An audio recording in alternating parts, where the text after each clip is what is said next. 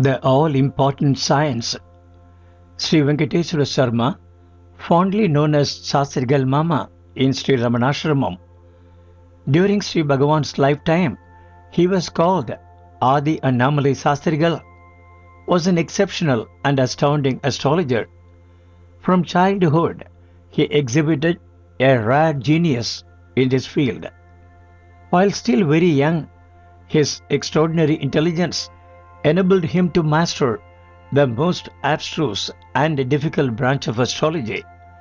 All, including his guru, declared him as the wisest student. Prasna is an astrological science based on a perfect fusion between mathematics and intuition. With just some meager information from the questioner, which includes only the first word of the question, a Prasna astrologer can, within seconds, draw up mentally a horoscope. This requires great mathematical precision and perfection. Having drawn the horoscope within his mind, and in a flash also having studied it, the astrologer will have to wait prayerfully. Then, from the depths of his inner intuition, words gush forth, forming the astrological predictions for the questioner. As this Prasna process is not merely based on mathematical horoscopes, it culminates in intuitional revelation, and the predictions are said to be amazingly accurate and correct to the minutest detail. Sri Sastrigal Mama was highly proficient in this system of astrology. He once described it to me by citing this example. One day, a merchant came to his house while he was engaged offering worship in his puja room.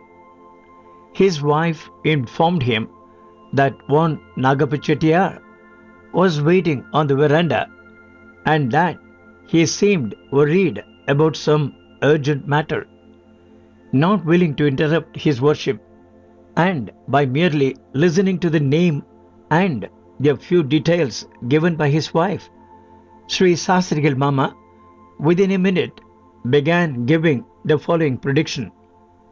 Tell Nagapachetiyar that he has come to inquire about his last costly diamond ring. He suspects his servant. Assure him that no one has stolen it. In his garden, near the well, there are 2 rows of plantain trees. On one side, there are only 2 trees. On the other, there is a cluster of trees. Let him search under the 2 trees, and the diamond ring will be found there. While he was cleaning his clothes on the washing stone, the ring slipped off his finger and fell to the ground. Nagapachetiyar returned home and found the ring exactly where Sri Sastrigal Mama had said, and because of this and similar astounding predictions, Sri Sastrigal Mama became quite famous. He also became convinced that the Prasna branch of astrology was the most perfect science. At the height of his career, he heard about Sri Ramana Maharshi. When he first saw Sri Bhagavan's picture, he was immediately captivated and travelled to Arunachala to see the sage.